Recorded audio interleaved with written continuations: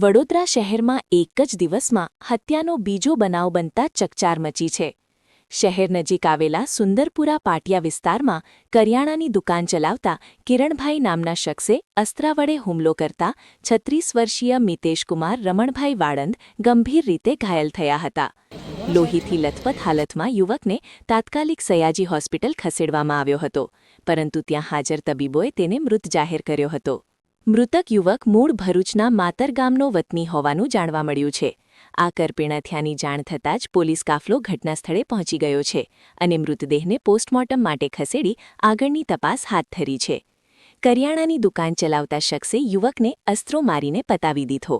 વડોદરા શહેરમાં જાણે એક બાદ એક હત્યાના બનાવો સામે આવી રહ્યા છે.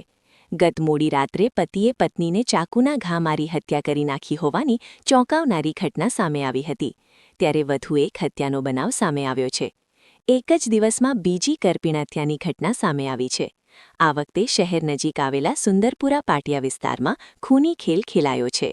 મળતી માહિતી અનુસાર શહેર નજીક અને કપુરાઈ પોલીસ મથક હદ વિસ્તારમાં આવેલા સુંદરપુરા પાટિયા પાસે જીઈબીની બાજુમાં આવેલા ઓર્નેટ વિલા કોઓપરેટિવ સોસાયટી નીચેની હેર કટિંગની દુકાન પાસે આ ઘટના બની છે.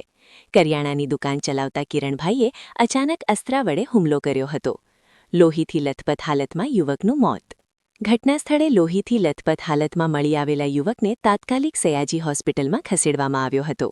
જો કે ત્યાં હાજર તબીબોએ તેને મૃત જાહેર કર્યો હતો. મૃતકની ઓળખ મિતેશકુમાર રમણભાઈ વાળંદ ઉંમર 36 વર્ષ તરીકે થઈ છે.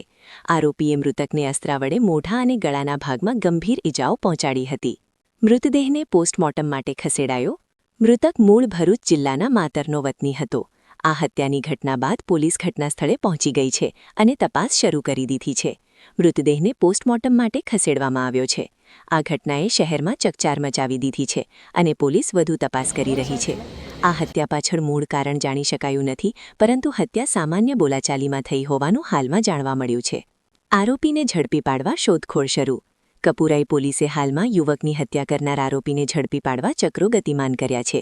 યુવકના મૃતદેહનું પોસ્ટમોર્ટમ આવતીકાલે કરવામાં આવશે. આ યુવકના મૃતદેહને સયાજી હોસ્પિટલમાં કોલ્ડ રૂમમાં મૂકવામાં આવ્યો છે. આ મામલે કપુરાઈ પોલીસે વધુ તપાસ હાથ ધરી છે. આ હત્યાના બનાવ માગી કપુરાઈ પોલીસ મથકમાં પીઆઈ ડીસી રાઓલે જણાવ્યું હતું કે આ હત્યાના બનાવમાં આરોપીને ઝડપી પાડવા સ્થાનિક પોલીસ, પીસીબી, ડીસીબી સહિતની ટીમો કામે લાગી છે. આ આરોપી હત્યા કરી ફરાર થઈ ગયો છે.